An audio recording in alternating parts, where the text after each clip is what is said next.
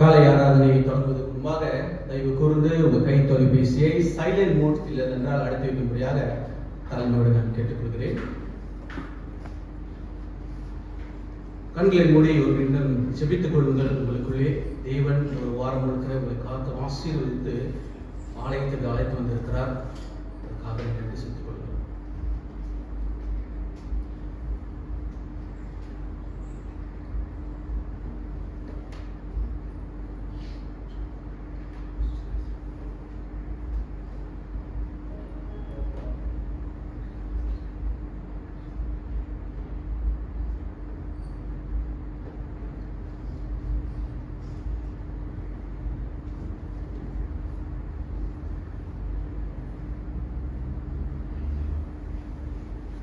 வேதத்திலிருந்து 3 வசனங்களை நான் வாசிக்கிறேன். 136 சங்கீதம் வசனம் 1-3 வரை. கர்த்தரை துதியுங்கள், அவர் நல்லவர், அவர் கிருபை என்றும் உள்ளது. தேவாதி தேவனை துதியுங்கள், அவர் கிருபை என்றும் உள்ளது. கர்த்தாதி கர்த்தரை துதியுங்கள், அவர் கிருபை என்றும் உள்ளது. நம்முடைய தேவன் கிருபை நிறைந்தவராக இருக்கிறார், கிருபை பொழிகின்ற தேவனாக இருக்கிறார். அந்த நல்ல தேவனை போற்றி பாடுமானமாக சபையார் யாவரும் எழுந்து நின்று நன்றி பள்ளிகள் என்ற பாடலை நாம் பாடுவோம். கைகளை தட்டி இந்த பாடலை உற்சாகமாக பாடும்படியாக நான் கேட்டுக்கொள்கிறேன்.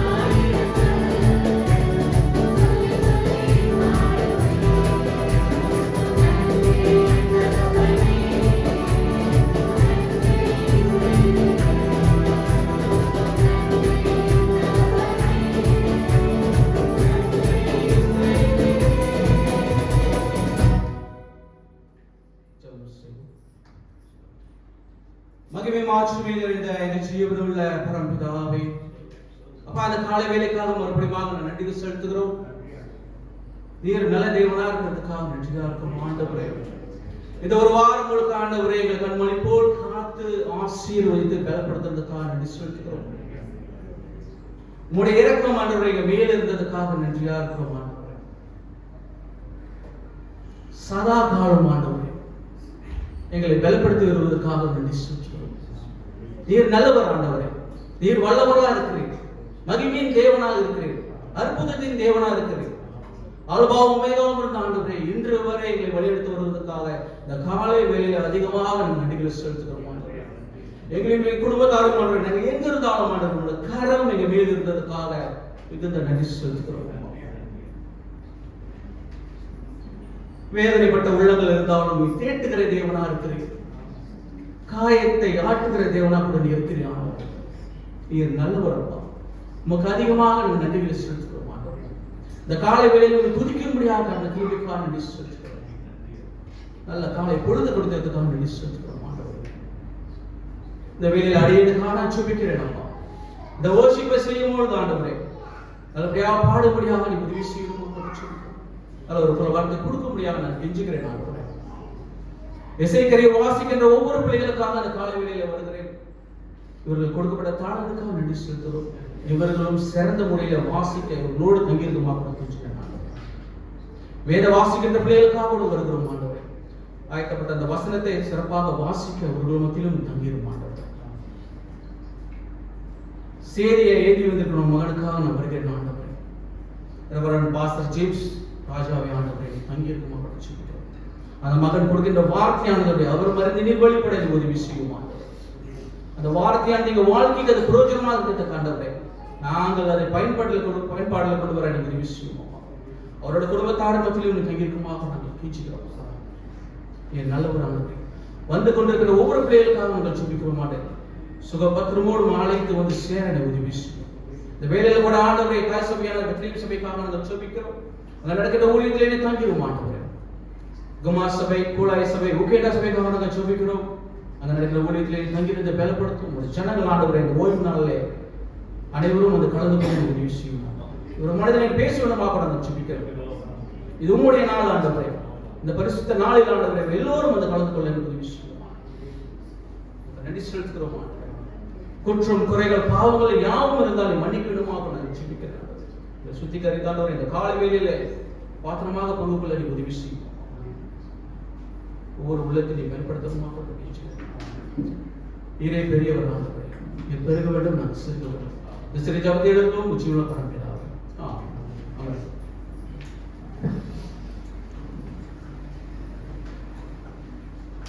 மேலும் ஒரு பாடலை பாடுவோம். ஆயிரம் ஆயிரம் நன்மைகள் அனுதினம் என்னை சூழ்கிற இந்த பாடலை பாடுவோம். Thank you.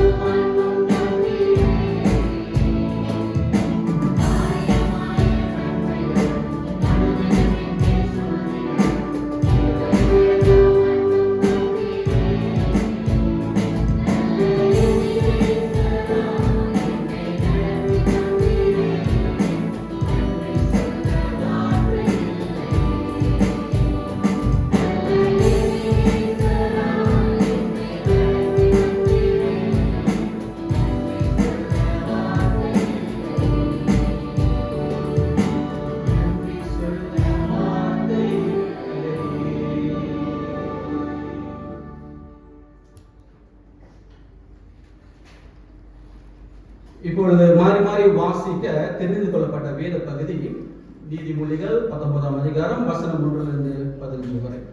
சபையார் யாரும் இந்த வாசிக்கும்படியாக கேட்டுக்கொள்கிறேன்.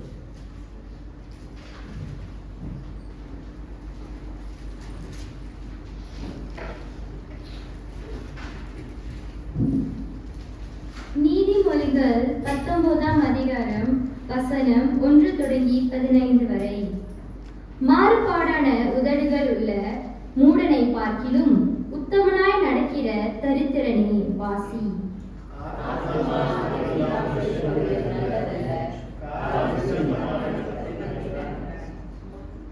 மனுஷனுடைய மதியினம் அவன் வழியை தாறுமாறாக்கும், என்றாலும் அவன் மனம் கர்த்தருக்கு விரோதமாய் தாங்களடையும்.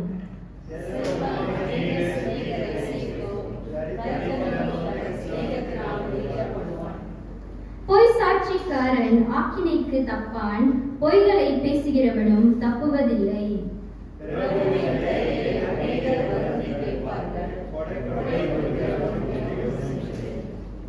தரித்திரனை அவனுடைய சகோதரர் எல்லாரும் பகைக்கிறார்களே, எத்தனை அதிகமாய் அவன் சிநேகிதர் அவனுக்கு தூரமாவார்கள்.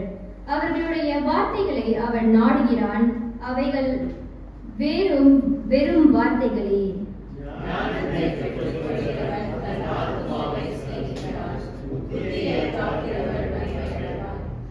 பொய் சாட்சிக்காரன் ஆக்கினைக்கு தப்பான், பொய்களை பேசுகிறவன் நாசம் அடைவான்.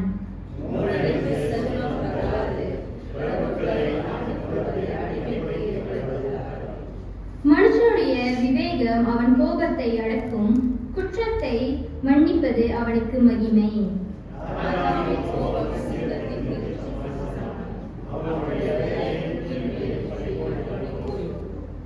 மூடனாகிய மகன் தன் தகப்பனுக்கு மிகுந்த துக்கம், மனைவியின் சண்டைகள் ஓயாது ஒழுக்கு.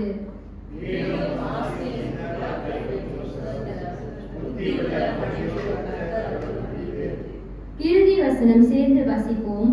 சோம்பல் தூங்க விழ பண்ணும், அசதியானவன் பட்டினியாய் இருப்பான். ஆமென். தேவன் தாமே இந்த திருவசனத்தை ஆசீர்வதிப்பாராக.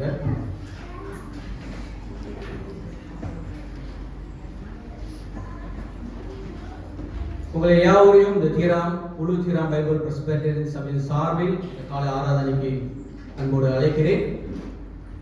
இன்று 2 சாட்சிகள் இருக்கிறது. நேற்று லைட் ஆஃப் லைட் சர்ச்சில் இருந்து நேற்று செமினார் நடந்திருக்கு. அந்த செமினார் வந்து 2 பேர் நம்ம சபையில இருந்து டெஸ்ட் முடியாத சாட்சி கொடுக்குறாங்க. முதல் சாட்சி சிஸ்டர் ஜோவேரா நான் நினைக்கிறேன்.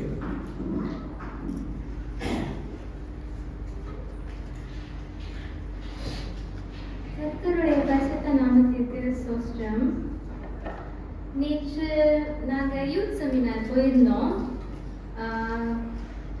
கம்மாஸ் சர்ச்சில், உலுத்திராம் சர்ச்லேருந்து, நூசைண்டா சர்ச்லேருந்து, குலா சர்ச்லேருந்து எல்லா யூத்ஸும் போயிருந்தோம்.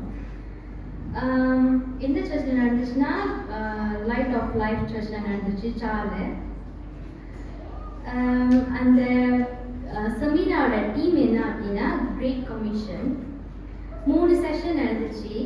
1வது செஷனில் வந்து கோஸ்பல் அஸ் ஸ்டோரி நடந்துச்சு. அண்ட் செகண்ட் செஷனில் வந்து என்ன நடந்துச்சுன்னா on the winning to the end. அப்புறம் கடைசியாக வந்து லாஸ் வேர்ல்ட் நடந்துச்சு. எங்களுக்கு எப்படி எங்களோட ஃப்ரெண்ட்ஸ் கிட்ட, ஹவுஸ்வாசி கிட்ட எப்படி வந்து நாங்கள் கோஸ்பல் எப்படி ஷேர் பண்ணுறதுன்னு வந்து சொல்லி தந்தாங்க. எப்படி சுவிசேஷன் சொல்கிறதுன்னு வந்து சொல்லி தந்தாங்க. 5 முறைகள் வந்து சொல்லி தந்தாங்க. அதுக்கப்புறம் வந்து ப்ரேயர் செஷன் நடந்துச்சு, ஆல்டர் கால்ஸ் நடந்துச்சு. நாங்கள் வந்து எங்கள் செல்ஃபை ஒப்பு கொடுத்த நடந்துச்சு. எல்லாரும் அவங்க செல்ஃபை வந்து ஒப்பு கொடுத்தாங்க. ரொம்ப நல்லா இருந்துச்சு அது. அப்புறம் அந்த செமினார் வந்து எங்களுக்கு ரொம்ப பிரயோஜனமாக இருந்துச்சு. வந்த எல்லா யூத்ஸ்க்கும் அது பிரயோஜனமாக இருக்கும்னு சொல்லி நான் நம்புகிறேன். ஆமீன். அடுத்ததாக பிரதர் எல்வினை நான் கூப்பிடுகிறேன் சாட்சி சொல்ல.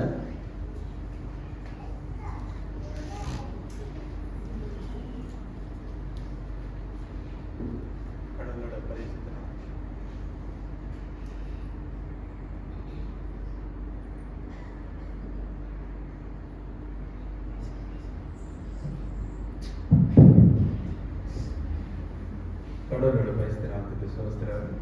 நம்ம நேற்று இந்த சுமினா நடந்தது. கடவுள் போட வாகனங்கள் நல்ல ஒரு பழகு தந்தார். அதுக்காக நான் கடவுளுக்கு ரொம்ப நன்றி சொல்கிறேன். சுமார் ஒரு 50-60 பேர்கிட்ட வந்து நாங்கள் யூத்ஸ் மட்டும் ரொம்ப பிரயோஜனமாக இருந்துச்சு. பாஸ்டர் மத்தியாஸ் அந்த கிரேட் கமிஷன் அதை பற்றி சொல்லிக் கொடுக்கும்போது இந்த காலத்தில் நம்ம எப்படி வந்து சுவிசேஷத்தை அறிவிக்கிறது என்று அவங்க சொல்லிக் கொடுத்தாங்க. அது ரொம்ப பிரயோஜனமாக இருந்துச்சு.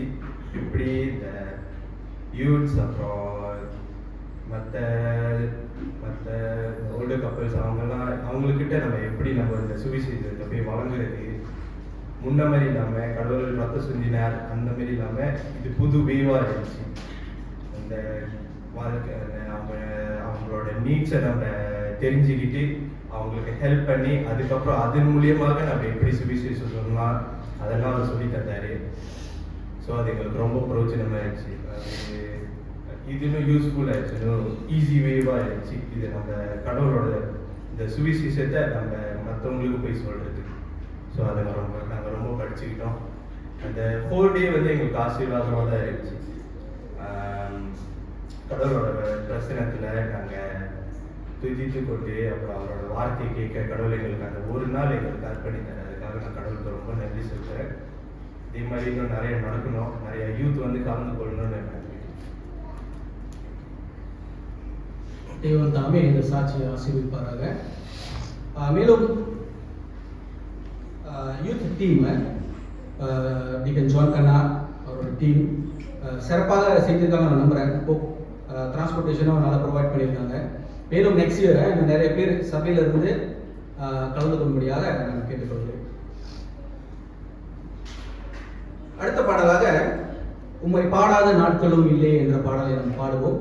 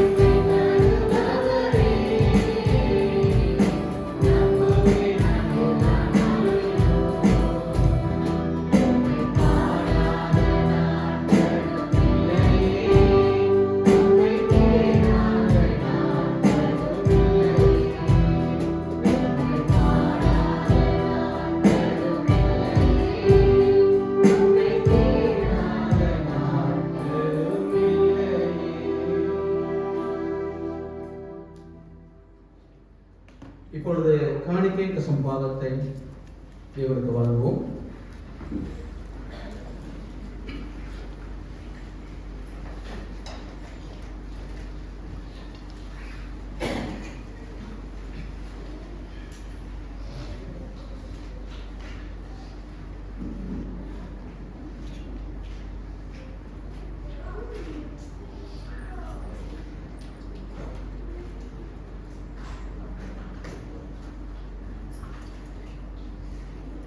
சோசிர பாடலை நாம் பாடுவோம்.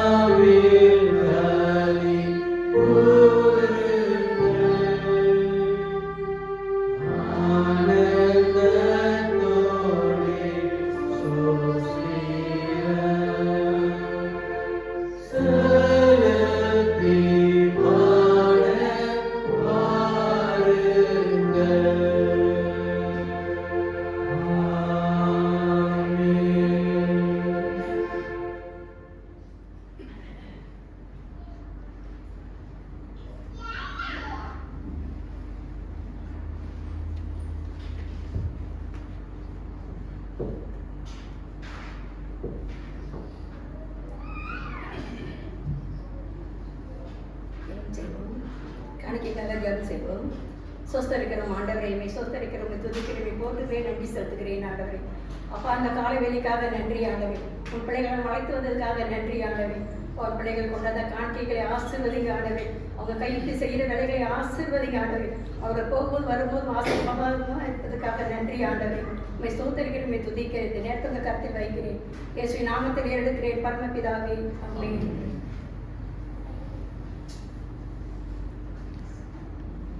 சபையார் யாவரும் எழுந்து நின்று வல்லவரே மீட்பரே என்ற பாடலை பாடுவோம். இந்த பாடலுக்கு பிறகு போதக ஜபத்தை ராஜா இருப்பார்.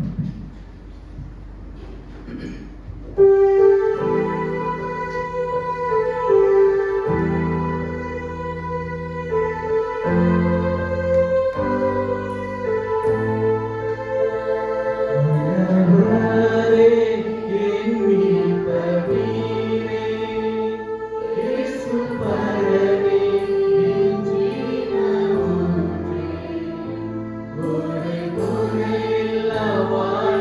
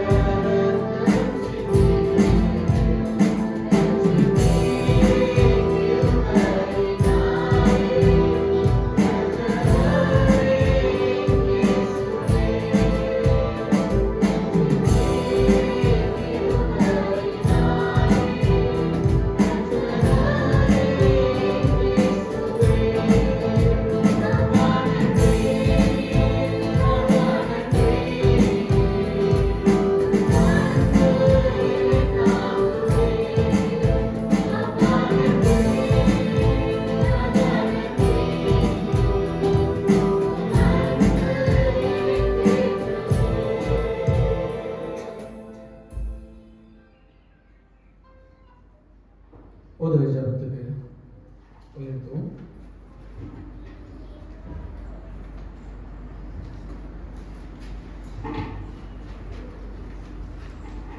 கண்களை மூடி நாம் ஜெபம் செய்வோம்.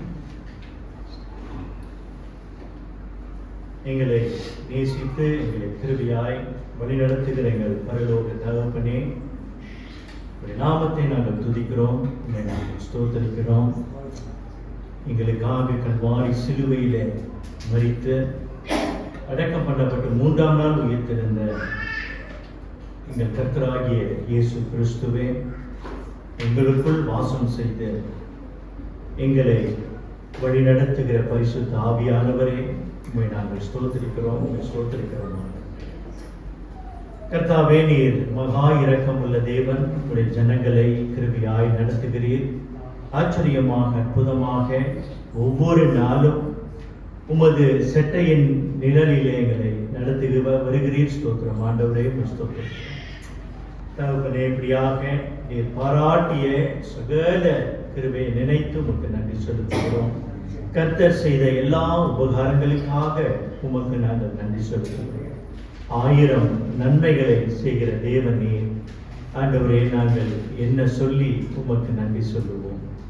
இப்படியாய் கர்த்தாவே, ஜீவனை தந்து எங்களுக்கு இந்த பூலோகத்திலே நாங்கள் நடக்க வேண்டிய வழியிலே நாங்கள் நடக்கவும் ஜீவனம் பண்ணவும் எங்களுக்கு வேண்டிய எல்லா உபகாரத்தையும் தேவனே பரலோகத்திலிருந்து பரமபிதா எங்களுக்கு எல்லாவற்றையும் அருளுவதற்காக நாங்கள் நன்றி செலுத்துகிறோம். ஆண்டவரே, நாங்கள் நல்லவர்களாய் இருப்பதினால் எங்களுக்கு நீர் இறங்குவதில்லை. உம்முடைய குமாரனாகிய இயேசு கிறிஸ்துவின் மீட்பின் நிமித்தமாக நீர் எங்களுக்கு இறங்குகிறீர், தயை பாராட்டுகிறீர். ஆண்டவரே, பரலோகத்திற்கு நேராய் எங்களை நடத்துகிறீர். உமக்கு ஸ்தோத்திரம் ஆண்டவரே, உமக்கு ஸ்தோத்திரம். இப்பொழுதும் ஆண்டவரே, உம்முடைய ஜனங்களாகிய எங்களுடைய பாவங்களை கர்த்தர் தயவாய் மன்னித்தருள வேண்டுதல் செய்கிறோம். சிந்தனையினாலும் எண்ணங்களினாலும் சரீரத்தினால் செய்த எல்லா பாவங்களையும் தேவனே நீர் அறிவீர். எங்களுடைய துணிகரமான பாவங்களை நீர் அறிவீர். ஆண்டவரே, எங்களுடைய அந்தரங்க பாவங்களையும் தேவனே நீர் அறிந்திருக்கிறீர். கர்த்தாவே, நீர் எங்களுடைய பாவத்துக்கு சரிகட்டாமல் தேவனே நீர் மிகுந்த இரக்கமுள்ளவராய் இருக்கிறபடினால் எங்கள் மேல் மனதுருகுகிற தேவனாக இருக்கிறீர். அப்படியாக கர்த்தாவே, ஏராளம் மன்னிப்புகள் நிறைந்த நீர் இதோ தயவாய் எங்களுக்கு இறங்கி எங்களுடைய பாவங்களை மன்னித்து எங்களுடைய ஜெபத்தை கேட்க வேண்டுதல் செய்கிறோம். ஆண்டவரே, நோய்வாய்ப்பட்டிருக்கிற பிள்ளைகளுக்கு தேவன் தாமே கிருபையாய் இறங்குகிறாக.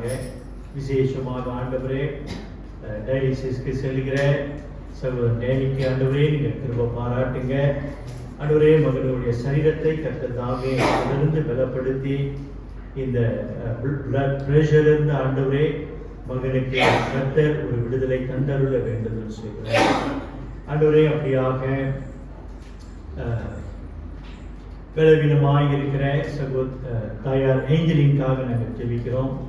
சகோதரி ஹேனாவுக்காக நாங்கள் ஜெபிக்கிறோம். இந்த பிள்ளைகளை கர்த்தர் கண்ணோக்கி பார்த்து ஆண்டவரே தயவாய் அவர்களை வழிநடத்த சரீரத்தில் போதுமான வெள்ளத்தை தர வேண்டுதல் செய்கிறோம்.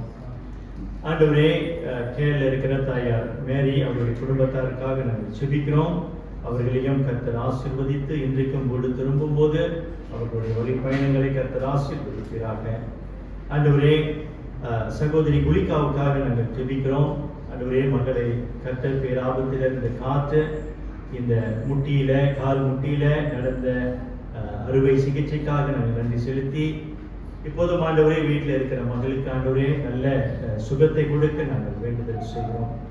ஆண்டவரே, இப்படியாக மற்ற நோய்வாய்ப்பட்டு இருக்கிற எல்லா பிள்ளைகளுக்கும் கர்த்தர் தயவாய் இறங்கி அவர்களை தேவன் தாமே தொடுவீராக. ஆண்டவரே, தொடர்ந்து இப்படியாக நேற்றைய தினத்தில் சால நடந்தேறிய இந்த யூத் கான்ஃபரன்ஸ்க்காக நாங்கள் ஜெபிக்கிறோம். கர்த்தர் வெகுவாய் இந்த கான்ஃபரன்ஸை ஆசீர்வதித்து நிறைய வாலிபர்களை கர்த்தர் அழைத்து வந்ததற்காக நன்றி. ஏற்ற காலத்திலே ஏற்ற சமயத்திலே உம்முடைய சுவிசேஷத்தை கொண்டு போகும்படியாக இந்த புதிய தலைமுறையினருக்கு கர்த்தாவே உம்முடைய வார்த்தையை நீர் அருளினமைக்காக நாங்கள் நன்றி செலுத்துகிறோம். அப்படியாக கர்த்தாவே இந்த வாலிப பிள்ளைகள் தங்களுடைய வாழ்க்கையை ஒப்பு கொடுத்த ஒவ்வொருவரையும் தேவன் தாமே உற்சாகமாய் எடுத்து பயன்படுத்த வேண்டுதல் செய்கிறோம். ஆண்டவரே கர்த்தாவே, தொடர்ந்து உளுத்திராம் திருச்சபையை கர்த்தர் பொறுப்படுத்திக் கொள்ளும் வழி நடத்தும். கர்த்தருடைய சித்தம் தொடர்ந்து நிறைவேற நாங்கள் வேண்டுதல் செய்கிறோம். எங்களுடைய சபை கட்டண காரியத்தை உங்களுடைய கரத்திலே ஒப்பு கொடுக்கிறோம். தேவன் தாமே கிருபையாய் இறங்கி காரியங்களை வாய்க்க பண்ணி நடத்துவீராக. ஆண்டவரே, அடுத்த வாரம் சனிக்கிழமை சகோதரி கோமதியுடைய என்கேஜ்மெண்ட் சர்வீஸ்க்காக நாங்கள் செபிக்கிறோம். ஆண்டவரே, இந்த மகளுடைய வாழ்க்கையில ஆண்டவரே நீர் நியமித்த நியமனத்துக்காக நாங்கள் நன்றி செலுத்துகிறோம். ஆண்டவரே, அவர்களுடைய திருமண காரியங்களை கர்த்தர் பொறுப்படுத்திக் கொள்ளும், வழிநடத்தும். இரு வீட்டாரையும் கர்த்தர் தொடர்ந்து ஆசீர்வதித்து திருமணத்துக்கான எல்லா காரியங்களையும் கர்த்தருடைய கிருபையினால் அவர்கள் காரியத்தை செய்ய ஆண்டவர் தாமே உதவி செய்கிறாங்க. ஆண்டவரே, அடுத்த வாரம் இந்த என்கேஜ்மெண்ட் சர்வீஸ் அது ஆசீர்வாதமாக நடக்க ஆண்டவர் தாமே உதவி செய்கிறாங்க. கர்த்தாவே, எங்களுடைய யூத் முகாமுக்காக நாங்கள் ஜெபிக்கிறோம். இந்த யூத் கேம்பை கர்த்தர் ஆசீர்வதித்து செப்டம்பரில் நடக்கிற இந்த யூத் கேம்பை கர்த்தர் வெகுவாய் ஆசீர்வதியும். ஆண்டவரே, எல்லா தேவைகளையும் கர்த்தர் கிருபையாய் சந்திப்பீராக. தேவனே, உடைய நாமம் மகிமைப்படட்டும். உடைய சித்தம் நிறைவேற வேண்டுதல் செய்கிறோம். யூத் கேம்ப் ஏறெடுத்து நடத்துகிற ஒவ்வொரு சபை தலைவர்களுக்கும் கர்த்தர் ஞானத்தை அருள, வாலிபர்கள் தயமாய் இதில் வந்து கலந்து கொண்டு நன்மை பெற தேவ செய்தியாளர் கர்த்தர் ஆயத்தப்படுத்த நாங்கள் வேண்டுதல் செய்கிறோம். ஆண்டவரே, நீ நல்லவர் வல்லவர். விசேஷமாக இந்த நாளிலே இந்த யூத் டேவுக்காக நாங்கள் செபிக்கிறோம். இந்த வாலிப தினத்திலே ஆண்டவரே, எங்கள் திருச்சபையில கர்த்தர் கொடுத்த வாலிபர்களுக்காக நாங்கள் நன்றி செலுத்துகிறோம். ஆண்டவரே, இந்த வாலிபர்களுடைய வாழ்க்கையிலே தொடர்ந்து கர்த்தர் இடைப்படுவீராக, அவர்களை தொடுவீராக. ஆண்டவரே, அவர்களுக்கு உடைய கிருபையும் சமாதானமும் வழிநடத்துதலும் பூரணமாய் விளங்க நாங்கள் வேண்டுதல் செய்கிறோம். ஆண்டவரே, இப்பொழுதும் கர்த்தாவே விசேஷமாக சகோதரி பார்வதி மணியம்காக ஜெபிக்கிறோம். சகோதரி திரேசாவுக்காக நாங்கள் ஜெபிக்கிறோம். தேவனே, இந்த சகோதரிகள் மேலும் கிருபை இருப்பதாக அவர்களை கர்த்தர் சூழ்ந்து கொண்டு ஆண்டவரே சரீரத்தில் போதுமான பலத்தை கர்த்தர் கொடுப்பீராக. சகோதரி திரேசாவுக்கு காலில் ஏற்பட்டிருக்கிறதான அந்த புண் ஆற தேவன் தாமே உதவி செய்கிறாங்க. ஆண்டவரே, இந்த வாரம் பிறந்த நாளை நினைவு கூறுகிற சகோதரி ரெபேக்காவுக்காக நாங்கள் ஜெபிக்கிறோம். சகோதரி மர்சி மகிழாவுக்காக ஜெபிக்கிறோம். உடைய அன்பு கரம் இந்த பிள்ளைகளை தாங்கட்டும். இம்மட்டும் கர்த்தருடைய கரம் அவர்களை தாங்கியது போல வருகின்ற ஆண்டிலும் கர்த்தருடைய கரம் அவர்களை தாங்குவதாக. கர்த்தருக்கென்று உற்சாகத்தோடு வாழ, பரலோகத்தை நோக்கி பார்த்து வாழ தேவனே அவர்களுக்கு கர்த்தர் உதவி செய்கிறாக. அவங்களுடைய வாழ்க்கை பயணத்தில தேவனே முதலாவது தேவனுடைய ராஜ்யத்தையும் நீதியையும் அவர்கள் தேடுகிறவர்களாக அவர்களை கர்த்தர் நடத்துகிறார்கள். அப்படியாக கர்த்தாவே, பரலோகத்தின் ஆசீர்வாதம் இதோ இந்த பிள்ளைகளை சூழ்ந்து கொள்ளும்படியாக நாங்கள் வேண்டுதல் செய்கிறோம். அப்படியாக சகோதரி மாலதியையும் அன்பின் கரத்திலே ஒப்புக் கொடுக்கிறோம். மகளுடைய பிறந்த நாளை முன்னிட்டு கர்த்தாவே என் மகளை ஆசீர்வதிக்க வேண்டுதல் செய்கிறோம். ஆண்டவரே, இப்படியாக குடும்பத்தில் பலவிதமான சோர்வுகள், பலவிதமான இன்னல்களை சந்தித்துக் கொண்டிருக்கிற நம்முடைய பிள்ளைகளுக்காக நாங்கள் மன்றாடுகிறோம். தேவன் தாமே கிருபையாய் அவர்களை கண்ணோக்கி பார்த்து அவர்களுடைய தேவைகளை கர்த்தர் பரிபூரணமாய் சந்திக்கவும், தொடர்ந்து கர்த்தருடைய நாமத்தை அவர்கள் உயர்த்த, மகிமைப்படுத்த தேவனே கிருபை பாராட்ட. ஆண்டவரே, இந்த கடைசி காலத்தில் வாழ்ந்து கொண்டிருக்கிற எங்களுக்கு கர்த்தர் தயை பாராட்ட நாங்கள் வேண்டுதல் செய்கிறோம். ஆண்டவரே, பலவிதமான சோதனைகள், பலவிதமான தீமைகள் எங்களை நெருக்கி கொண்டிருக்கிற இந்த காலகட்டத்தில் ஆண்டவரே, நாங்கள் ஞானமாய் வாழ எங்களுக்கு உதவி செய்யுங்க. ஆண்டவரே, பிசாசானவன் விரிக்கிற வலையிலே நாங்கள் விழாதபடிக்க, பிசாசானவன் எய்யும் விஷமான அம்புக்கு நாங்கள் விலக்கி காக்கப்பட நாங்கள் வேண்டுதல் செய்கிறோம். ஆண்டவரே, நீர் ஒருவரே எங்களை காத்து வழிநடத்துகிற தேவன். அப்படியாக ஆண்டவரே, நாங்கள் போதிக்கப்பட்டபடி ஆண்டவரே நாங்கள் விசுவாசத்தில் உறுதியாக நிற்கவும், ஆண்டவரே விசுவாசத்தை காத்து கொள்ளவும் தேவன் தாமே எங்களுக்கு உதவி செய்வீராக. ஆண்டவரே, உம்மோடு உள்ள அந்த உறவிலே நாங்கள் தொடர்ந்து பலப்படணும். ஒவ்வொரு நாளும் வேதத்தை வாசிக்க, ஆண்டவரை ஜெபிக்க, அந்த உணர்வை தொடர்ந்து எங்களுக்குள்ள அதிகரிக்க நாங்கள் வேண்டுதல் செய்கிறோம். ஏனோ தானோ என்று நாங்கள் வாழாதபடிக்கு ஆண்டவரே, பரலோகத்தை நோக்கி பார்க்கிற பிள்ளைகளாக, பரலோகத்தின் காரியங்களை நாடி தேடுகிறவர்களாக எங்களை வழிநடத்த வேண்டுதல் செய்கிறோம். ஆண்டவரே, கல்வாரியின் சிலுவையின் மீட்பை நாங்கள் அசதியாய் எண்ணாமல், ஆண்டவரே, அதை நாங்கள் ஒரு பொருட்டாய் எண்ணாமல், ஆண்டவரே, சர்வ ஜாக்கிரதையோடு எங்களுடைய வாழ்க்கையில அதை நிதானித்து நாங்கள் வாழ தேவன் தாமே எங்களுக்கு உதவி செய்கிறார். ஆண்டவரே, உடைய அன்பின் கரத்தில் எங்களை ஒப்புக் கொடுக்கிறோம். இன்றைக்கும் உடைய வார்த்தை கொண்டு கர்த்தர் பேசுவீராக. பேசுகிற அடியனை கர்த்தர் மறைத்து நீர் பேசும். மீண்டுமாய் எங்களுடைய பாவங்களை மன்னித்து தேவனே எங்களோடு கூட இடைப்படுவீராக.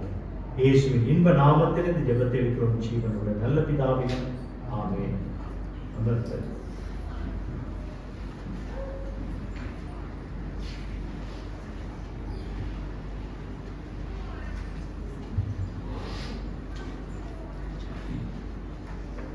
பிலிப்பியர் 2:12-13 ஆதலால் எனக்கு பிரியமானவர்களே, நீங்கள் எப்பொழுதும் கீழ்ப்படுகிறபடியே நான் உங்களுக்கு சமீபமாய் இருக்கும் பொழுது மாத்திரமல்ல, நான் தூரமாய் இருக்கிற இப்பொழுதும் அதிக பயத்தோடும் நடுக்கத்தோடும் உங்கள் ரட்சிப்பு நிறைவேற்ற பிரகாசியுங்கள்.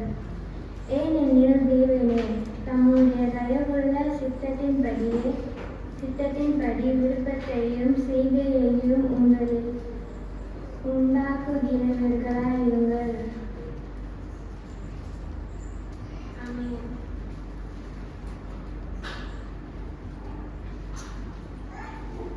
கர்த்தருடைய நாமத்துக்கு ஸ்தோத்திரம். வாலிபர் தினம் யூத் டே விசேஷமான நாளிலே திருச்சபையில் இருக்கிற எல்லா வாலிபர்களுக்கும் சபையின் சார்பாக உங்களுக்கு வாலிபர் தின வாழ்த்துதலை தெரிவித்துக் கொள்கிறோம். கர்த்தர் நல்லவர். தேவன் நம்முடைய திருச்சபைக்கு கொடுத்த வாலிபர்களுக்காக ஆண்டவருக்கு நன்றி செலுத்துகிறோம். வாலிபர்கள் அப்படின்னு நம்ம வந்து சொல்லும்போது பலவிதமான இன்னல்களை கடந்து போகிற ஒரு காலகட்டம். பலவிதமான சோதனைகள், பலவிதமான பாவங்களில விழுந்து எழக்கூடிய ஒரு காலகட்டம் இந்த வாலிப காலகட்டம். இப்படியாக தேவன் நமக்கு கொடுத்த இந்த வாலிபர்களுக்காக நன்றி. அவர்களுக்கு ஊழியம் செய்ய பெற்றோர்கள் என்ற ஸ்தானத்திலும், பெற்றோர்கள் என்ற அந்த ஸ்தானம், அது மாத்திரமல்ல சபை உறுப்பினர்கள் என்ற ஸ்தானம், சபை தலைவர்கள் என்ற ஸ்தானங்களை தேவன் வந்து கொடுத்திருக்கிறார். இதற்காக இந்த வாலிபர்களுக்கு ஊழியம் செய்யும்படியான ஒரு சாக்கியத்தை தேவன் நமக்கு கொடுத்திருக்கிறாரு. அதற்கு நாம் வந்து நன்றி செலுத்தி தேவன் நம்முடைய திருச்சபையில கொடுத்த இந்த வாலிபர்களை அவர்கள் விசுவாசத்தில், அவர்களை தேவனுடைய தயவிலும் மனுஷனுடைய தயவிலும் அவர்களை கட்டி எழுப்புவதற்காக நாம் யாவரும் பிரயாசப்படுவோமாக. உண்மைதான், அவர்களிடத்துல 1000 குறைகள் இருக்கிறது, 1000 பலவீனங்கள் இருக்கிறது. இன்றைக்குள்ள அந்த வாலிபர்களை நம்ம வந்து பார்க்கும்போது இங்க அமர்ந்து இருக்கிற வயதானவர்கள், நமக்கு வயதானவர்கள் அப்படின்னு சொல்லும்போது பாசம் ரொம்ப வயசாயிட்டார் அப்படின்னு நினைக்காதீங்க. நானும் ஒரு வாலிபன் தான். மாறியா பாக்குறீங்க? வாலிபன் சொன்னா ஏத்துக்க மாட்டேங்கிறீங்க. இதே நான் வயசானவன்னு சொன்னா அப்படியே நினைச்சிருப்பீங்க. ஓகே, என்ன சொல்ல வந்தேன்?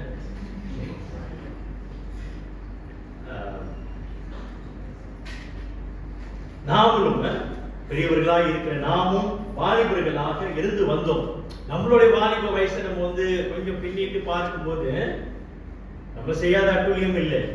நம்ம எல்லாம் செஞ்சுட்டு ஆண்டவருடைய கிருபையில இன்றைக்கு நம்ம வந்து அவருக்கு ஊழியம் செய்து கொண்டு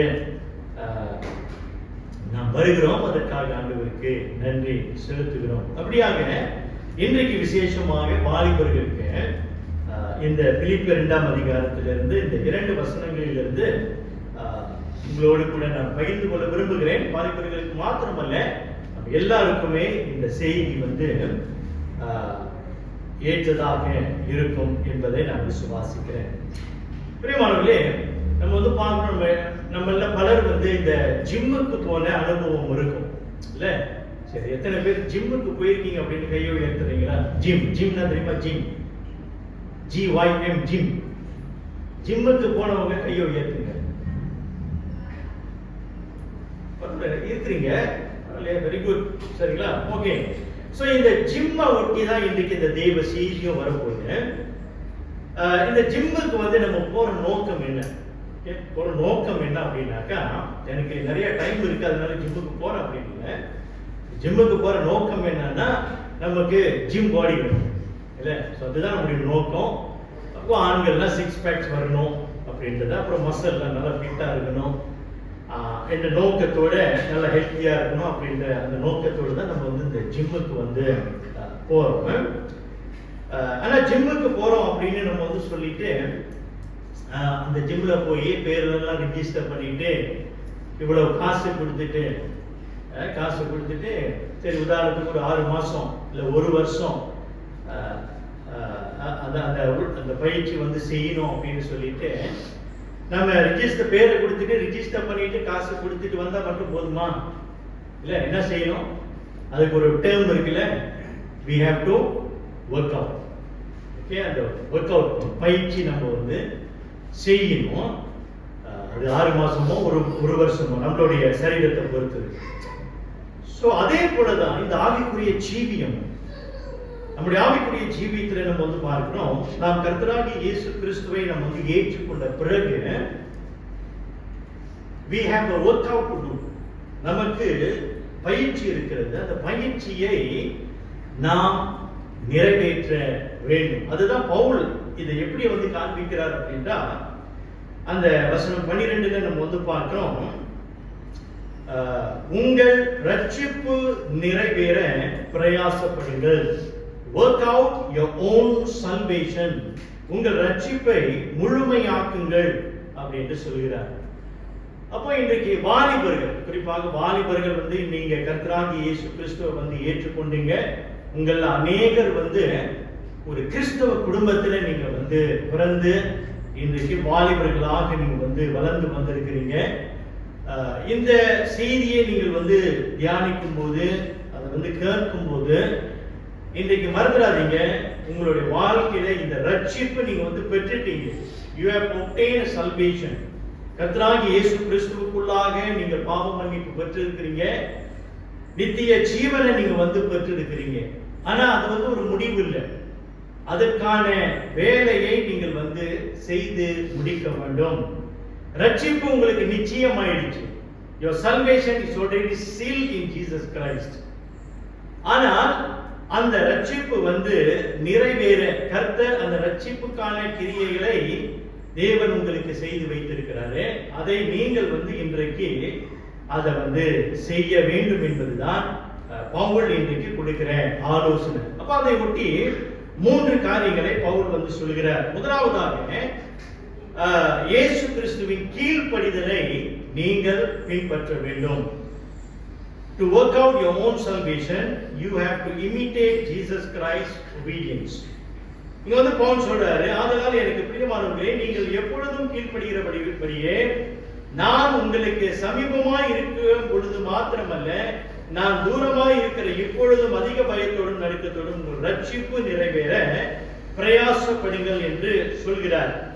பிரியமானவர்களே, நீங்கள் எப்பொழுதும் கீழ்ப்படுகிறபடியே நான் உங்களுக்கு சமீபமாய் இருக்கும் பொழுது மாத்திரமல்ல, நான் தூரமாய் இருக்கும் பொழுதும் அப்படின்னு சொல்றார். அப்பனா அந்த கீழ்ப்படிதல் வந்து உங்களுடைய வாழ்க்கையில், அதாவது இந்த ஒர்க் அவுட்ல வந்து ரொம்ப ரொம்ப முக்கியம்.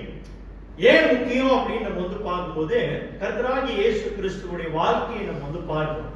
இந்த பிலிப்பியர் 2ஆம் அதிகாரத்தை நீங்க வந்து சரியா நீங்க வாசித்து வருவீர்களானால், அந்த முதல் 11 வசனங்களிலே கர்த்தராகிய இயேசு கிறிஸ்துவும் அவருடைய வாழ்க்கையின் ஒர்க் அவுட் எப்படி இருந்துச்சு என்பதை நம்ம வந்து பார்க்கணும்.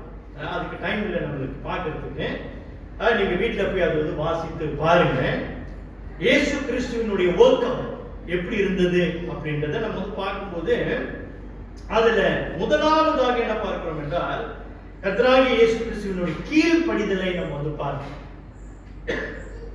இயேசு கிறிஸ்து அவருடைய வாழ்க்கையில அவர் பிறந்த நாள் முதல் அவர் சிலுவையின் மரண பரியந்தம் நம்ம வந்து பார்க்கும்போது he was obedient. அவர் கீழ்ப்படிந்தவராக காணப்பட்டார்.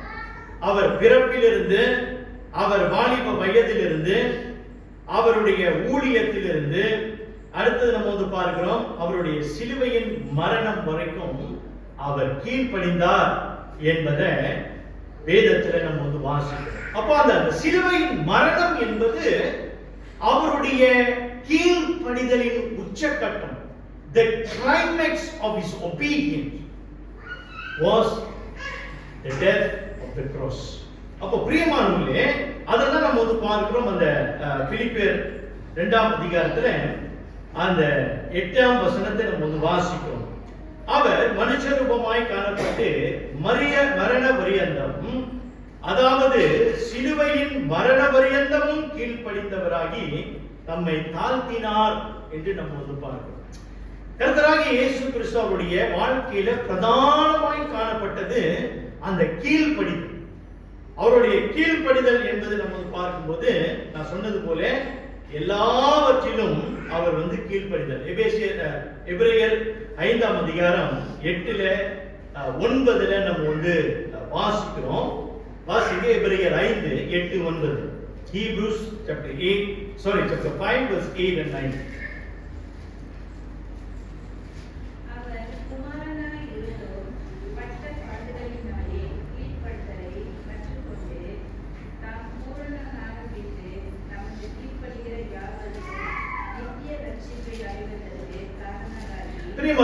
என்ன பார்க்கிறோம்? அவர் குமாரனாய் இருந்தும் பட்ட பாடுகளினாலே கீழ்ப்படிதலை கற்றுக்கொண்டார். இங்க ஒரு தவறான ஒரு சிந்தை வந்து இருக்குது. கர்த்தராகிய இயேசு கிறிஸ்து அவர் சின்ன வயசுல வந்து தவறு செஞ்சாரு, அவர் வந்து கீழ்ப்படியில. பிறகு வந்து வாழ்க்கையில வந்து அடிபடும் போது கஷ்டப்படும் போதுதான் அவர் வந்து கீழ்ப்படிதலை கற்றுக்கொண்டார் என்று சிலர் வந்து வியாக்கியானம் செய்றாங்க. கீழ்ப்படியாமை என்பது பாவம். disobedience is a sin. கர்த்தராகிய இயேசு கிறிஸ்துவோட வாழ்க்கையில கீழ்ப்படியாமை இல்லை.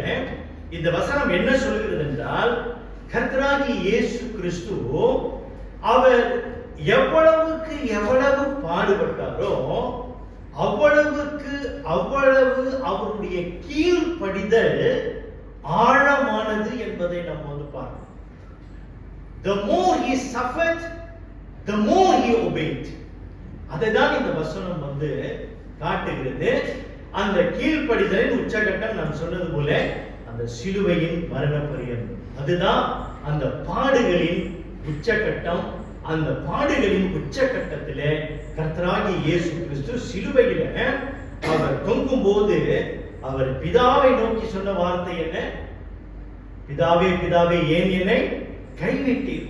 இல்ல, அவர் வந்து நினைச்சாருன்னா ஒரு நொடி பொழுதுல எல்லாவற்றையும் விட்டு அந்த சிலுவையிலிருந்து அவர் வந்திருக்கலாம். அதுதானே கீழே உள்ள அந்த ரோம் அதிகாரிகள் வந்து சொன்னாங்க, நீ தேவனுடைய குமாரனானா சிலுவை கீழே விட்டு வா வா அப்படின்னு சொன்னாங்கல்ல, அதை செய்திருக்கலாம். ஆனால் பிதாவுக்கு அவர் வந்து கீழ்ப்படிந்ததுனால என்ன பார்க்கிறோம்? மனுகுலத்துக்கு ரட்சிப்பு உண்டானது. Because he obeyed the Father's will and therefore salvation is prevailed. பிரியமானவர்களே, அவருடைய கீழ்ப்படிதலினாலே மனுகுலத்துக்கு ரட்சிப்பு நிறைவேறினது என்று நாம் வந்து பார்க்கிறோம். அதே போலதான் நம்ம வந்து பார்க்கிறோம். அப்படிங்கிறதுக்கு நம்முடைய வாழ்க்கையில இந்த ரட்சிப்பு நிறைவேறுவதற்கு நம்முடைய வாழ்க்கையில கீழ்ப்படிதல் மிக மிக அவசியமாய் காணப்படுகிறது. நம்முடைய வாழ்க்கையில கீழ்ப்படிதல், அந்த கீழ்ப்படிதல் ஆனது வாலிபர்களுக்கு மாத்திரமல்ல, நம்ம எல்லாருக்குமே. ஏனென்றால் தேவனுடைய பிள்ளைகளுடைய வாழ்க்கையில இந்த கீழ்ப்படிதல் எப்படியாக வருகிறது என்றால் கர்த்தராகிய இயேசு கிறிஸ்துவோட வாழ்க்கையை நம்ம வந்து பார்க்கிறோம். அந்த 5ஆம் வசனத்தை கவனிங்க. கிறிஸ்து இயேசுவில் இருந்த சிந்தையே உங்களிலும் இருக்க கடவுது. அப்போ அவருடைய இந்த விண்ணுலகத்தை விட்டு மண்ணுலகத்திற்கு வந்த இயேசு கிறிஸ்துவினுடைய சிந்தை என்னவென்றால் டு ஒபே, பிதாவுக்கு நான் வந்து கீழ்ப்படிய வேண்டும். அப்ப தேவனுடைய பிள்ளைகளாகிய நமக்கு நம்முடைய சிந்தை எப்படியாக இருக்கணும்னா, நாம் எல்லாவற்றிலும் கீழ்ப்படிய வேண்டும். அதிகாரங்களுக்கு நாம் வந்து கீழ்ப்படிய வேண்டும், வல்லமைகளுக்கு நாம் வந்து கீழ்ப்படிய வேண்டும். authority and power, அவைகளுக்கு நாம் வந்து கீழ்ப்படிய வேண்டும். அப்ப வாலிப பிள்ளைகளை நம்ம வந்து பார்க்கும்போது தேவன் நமக்கு பல விதத்தில அதிகாரங்களை ஏற்படுத்தி வைத்திருக்கிறார். பெற்றோர்கள், சபை தலைவர்கள், சபை தேவன் கொடுத்திருக்கிறாரு, அரசாங்கத்தை கொடுத்திருக்கிறாரு, ஆசிரியர்களை கொடுத்திருக்கிறாரு, வேலை இடத்துல முதலாளிகளை தேவன் வந்து கொடுத்திருக்கிறாரு. இவைகள் எல்லாவற்றிலும் நம்ம வந்து பார்க்கிறோம், அதிகாரங்களுக்கு நாம் கீழ்ப்படுகிறவர்களாக காணப்பட வேண்டும். பிரியமானவர்களே, இந்த ஒரு காரியத்தை நான் உங்களுடைய சிந்தனைக்கு வைக்க விரும்புகிறேன். நீங்கள் எல்லாரும், குறிப்பாக வாலிபர்கள் இன்றைக்கு நீங்க கேட்க வேண்டிய ஒரு கேள்வி என்னவென்றால், இன்றைக்கு உங்களுடைய கீழ்ப்படிதல், your obedience, does it differ? Does it vary? எப்படின்னா, நீங்க வீட்டில் இருக்கும்போது, பள்ளிக்கூடத்தில் இருக்கும்போது, அந்த வேலை இடத்துல இருக்கும்போது, சபையில இருக்கும்போது, இன்னைக்கு உங்களுடைய கீழ்ப்படிதல் எப்படியாய் காணப்படுகிறது? Is there a difference? நீங்க வேலை இடத்துல இருக்கிறது, முதலாளிக்கு கீழ்ப்படுகிறதும், வீட்டில் இருக்கும்போது பெற்றோர்களுக்கு கீழ்ப்படுகிறதும், சபையில இருக்கும்போது சபை தலைவர்களுக்கும் போதகருக்கும் நீங்கள் வந்து கீழ்ப்படுகிறதும் வித்தியாசம் இருக்குதா? And I can tell you, வித்தியாசம் காணப்படும். வாலிபர்கள் மாத்திரமல்ல, பெரியவர்களையும் சேர்த்து நான் வந்து சொல்றேன்.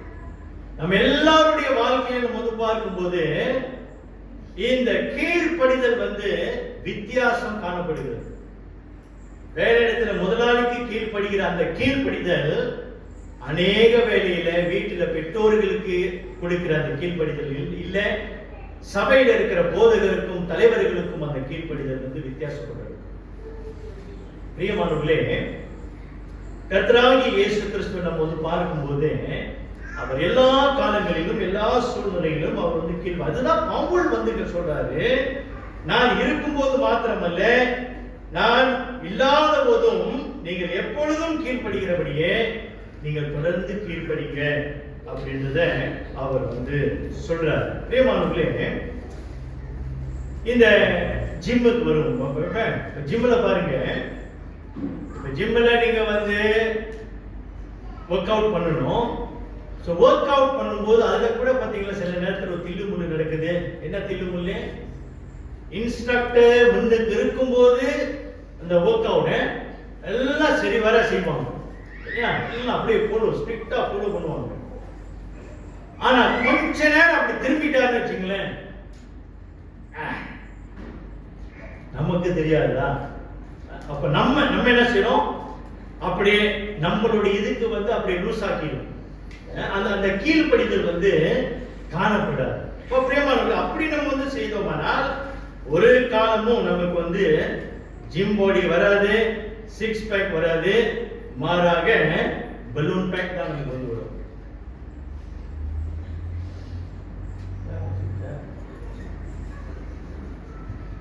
பிரியமானவர்களே, கீழ்ப்படிதல் வந்து மிக மிக அவசியமாக இருக்கிறது என்பதை நம்ம வந்து பார்க்கணும். தேவன் அதை தான் விரும்புகிறார். 1 சாமுவேல் 15ஆம் அதிகாரம் 22ல நம்ம வாசிக்கிறோம், பலியை பார்க்கிலும் கீழ்ப்படிதலே உத்தமம் என்று வசனம் சொல்கிறத நம்ம வந்து பார்க்கணும். பிரியமானவர்களே,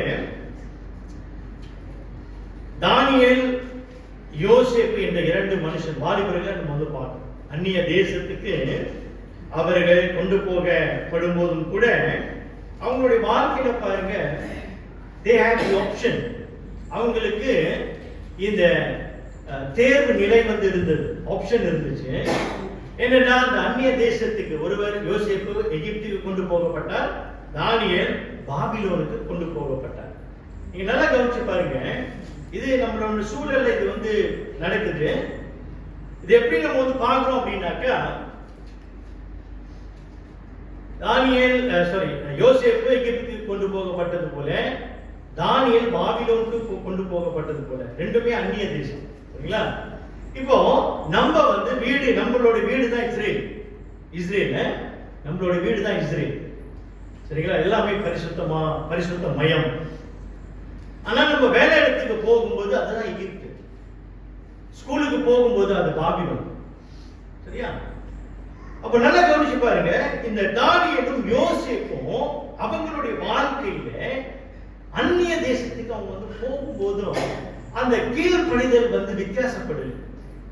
இஸ்ரேலில எப்படி அவங்க வந்து கீழ்ப்படிந்தார்களோ, the same obedient அவங்க அந்த அந்நிய தேசத்துல அந்த கீழ்ப்படிதலை நம்ம வந்து பார்க்கணும். ஒரே ஒரு உதாரணம் தானியேலோட வாழ்க்கையில பார்ப்போம்.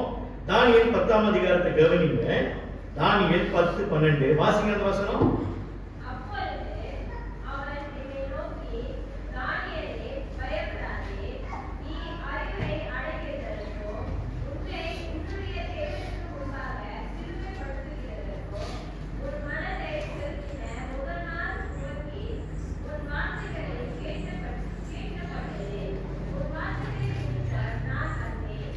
இங்க வந்து பார்க்கிறோம் நேபுகாத்நேசர் அவரு வந்து தானியேலை பார்த்து சொல்றாரு, தானியேல்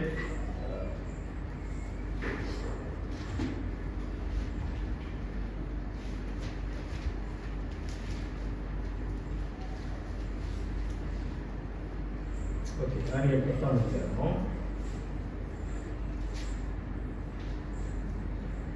ஓகே, இங்க வந்து நம்ம வந்து பார்க்கிறோம் அந்த வார்த்தை கவனிங்க. அப்பொழுது அவன் என்னை நோக்கி, தானியேலே பயப்படாதே. சரியா வாசிக்கிறா? ஓகே, உன்னை உன்னுடைய தேவனுக்கு முன்பாக சிறுமைப்படுத்துகிறதுக்கும் உன் மனதை செலுத்தின முதல் நாள் துவக்கி உன் வார்த்தைகளை கேட்கப்பட்டது, உன் வார்த்தைகளை நிமித்தம் நான் வந்தேன் அப்படின்றத நம்ம வந்து வாசிக்கிறோம். இங்க என்ன நான் பார்க்கிறோம் அப்படின்னாக்கா, தானியேல் தன்னை தாழ்த்தி தன்னுடைய இருதயத்தை தேவனுக்கு நேராக செலுத்தினான் அப்படின்னு நம்ம வந்து பார்க்கிறோம். மனதை செலுத்தின முதல் நாள் துவக்கி அப்படின்னு நம்ம வந்து பார்க்கிறோம். இஸ்ரேல் இருக்கும்போது தானியேலுடைய வழக்கம் என்னன்னா, கடவுளுக்கு கீழ்ப்படிந்து தன்னுடைய மனதை தேவனுக்கு நேராக செலுத்துவது. அந்நிய தேசத்திலும் அதேதான், கீழ்ப்படிந்து தேவனுக்கு தன்னுடைய இருதயத்தை நேராக செலுத்தினார். அதனாலதான் பார்க்கிறோம், யோசேப்பும் சரி தானியேலும் சரி அந்த ரெண்டு ராஜ்யத்திலும் உன்னதமான இடத்துல தேவன் அவர்களை உட்கார வைத்தார் என்று பார்க்கிறோம். எதுக்கு? அந்த கீழ்ப்படிதல், பிகாஸ் ஆஃப் தி obedience. அப்போ பிரியமானவர்களே, பவுல் சொல்றாரு எபேசியர் 5ஆம் அதிகாரம் 21ஆம் வசனத்துல, நீங்கள் ஒருவருக்கு ஒருவர் கீழ்ப்படியுங்கள். அந்த எபேசியர் 5ஆம் அதிகாரத்தை நீங்க வந்து வாசிக்கும் போது அப்கோர்ஸ் அந்த ஃபேமிலி இன்ஸ்டிடியூஷன், சர்ச், அப்புறம் வேலை, எஜமானன், தொழிலாளர், ஒருவருக்கு ஒருவர் நீங்க வந்து கீழ்ப்படியுங்க. கணவன் மனைவி, பெற்றோர்கள் பிள்ளைகள், பாஸ் எம்ப்ளாயி, எல்லாமே ஒருவருக்கு ஒருவர் கீழ்ப்படியணும் அப்படின்ற வார்த்தையை நம்ம வந்து பாருங்க. இப்போ பிரியமானவர்களே, இன்றைக்கு வாலிபர்கள், குறிப்பாக வாலிபர்கள் நீங்க சிந்திக்க வேண்டிய முதல் காரியம், உங்களுடைய கீழ்ப்படிதல் எப்படியாக இருக்கிறது? Do you really imitate Christ's obedience? இரண்டாவதாக பவுல் வந்து சொல்றாரு, அதிக பயத்தோடும் நடுக்கத்தோடும் உங்கள் ரட்சிப்பு நிறைவேற பிரயாசப்படுங்கள் அப்படின்னு சொல்றாரு. இந்த பயம் நடுக்கம் என்றால் என்ன? இந்த பயம் நடுக்கம் அப்படின்னு சொல்லும்போது இரண்டு காரியங்கள். ஒன்று, பயம் என்று சொல்லும்போது தேவனை நான் வேதனை உண்டாக்கிடுவேனோ, அல்ல வேதனைப்படுத்திடுவேனோ, அல்லது இன்னும் சரியான வார்த்தை சொல்லணும்னா தேவனை நான் புண்படுத்திடுவேனோ. Will I offend God? தேவனை நான் புண்படுத்தி விடுவேனோ என்ற அந்த பயம் வந்து நமக்குள்ளே இருக்கணும். இரண்டாவது அந்த நடுக்கம் என்று சொல்லும்போது the awe and respect for his majesty and holiness, அவருடைய மாட்சிமை, மகத்துவம் மற்றும் அவருடைய பரிசுத்தத்திற்கு முன்பு பயபக்தியும் மரியாதையும் என்று நம்ம வந்து பார்க்கிறோம். பிரியமானவர்களே, இந்த பயமும் நடுக்கமும் எப்போ வரும் என்றால் கிறிஸ்து எனக்கு சிலுவையிலே மரித்தாரு, அடக்கம் பண்ணப்பட்டாரு, 3ஆம் நாள் உயிர்த்தெழுந்தார் என்ற பொது அறிவு இருப்பதினால் அல்ல, மாறாக தேவனை நாம் எவ்வளவாய் அறிந்திருக்கிறோமோ, எவ்வளவு ஆழத்துக்கு நாம் வந்து அறிந்திருக்கிறோமோ, எந்த அளவுக்கு நான் தேவனை புரிந்து இருக்கிறேனோ அந்த பயமும் அந்த நடுக்கமும் நம்முடைய வாழ்க்கையில காணப்படும். அதனால்தான் நம்ம வந்து பார்க்கிறோம், தேவனை குறித்தான அறிவு, புரிதல் நமக்கு மிக மிக அவசியமாக காணப்படுகிறது. we need to know God's word. அதுதான் நேற்று வாலிபர்கள் வந்து படித்து கொண்டார். வேதத்தை வாசிக்கணும், வேதத்தை வந்து தியானிக்கணும். You must know your God. உன்னுடைய தேவன் யார் என்பதை நீ அறிந்திருக்க வேண்டும். You must know what do you believe. You must know unto whom you believe. யாரை விசுவாசிக்கிற, உன்னுடைய நம்பிக்கை என்ன என்பதை நீ புரிந்து கொண்டாலே ஒழிய உன்னுடைய வாழ்க்கையில வந்து பயமும் நடுக்கமும் காணப்படாது. பாவத்தை குறித்தான பயம் உனக்கு ஏற்படாது. அதே சமயத்துல உன்னை ரட்சித்த தேவனை குறித்தான நடுக்கமும் உனக்கு உண்டாகும். அப்படிப்பட்ட ஒரு பயமும் நடுக்கமும் இன்றைக்கு நம்முடைய வாழ்க்கையில காணப்பட வேண்டும் என்று தேவன் எதிர்பார்க்கிறாரு. அதேதான் பவுல் வந்து நமக்கு சொல்றார். அதிக பயத்தோடும் நடுக்கத்தோடும் உங்கள் ரட்சிப்பை நிறைவேற நீங்கள் வந்து பிரயாசப்பட வேண்டும் என்று பார்க்கிறோம். ஒரு 2 உதாரணத்தை நான் உங்களுக்கு சொல்ல விரும்புகிறேன். யாத்திராகமம் 20ஆம் அதிகாரத்தை கவனிங்க. எடுத்தவங்க நீங்க அதை வாசிக்கலாம். யாத்திராகமம் 20ஆம் அதிகாரம், எக்ஸோடஸ் 20.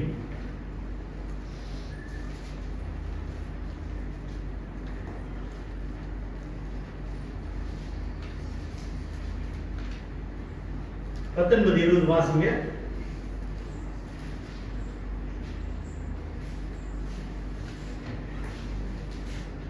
யாத்திராகமம் 20ஆம் அதிகாரம் 19 20.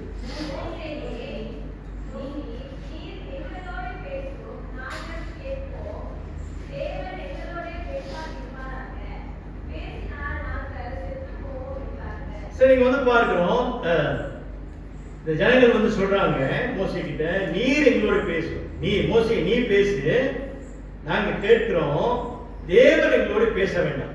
தேவன் பேச வேண்டாம், மகிமையும் கனத்திற்கும் உரிய தேவன் வந்து பேச வேண்டாம், அவர் பேசுவாரானால் நாங்க செத்து போயிருவோம் அப்படின்னு சொல்றாங்க. சரி, அடுத்து வாசிங்க, கவனிங்க அந்த வசனத்தை.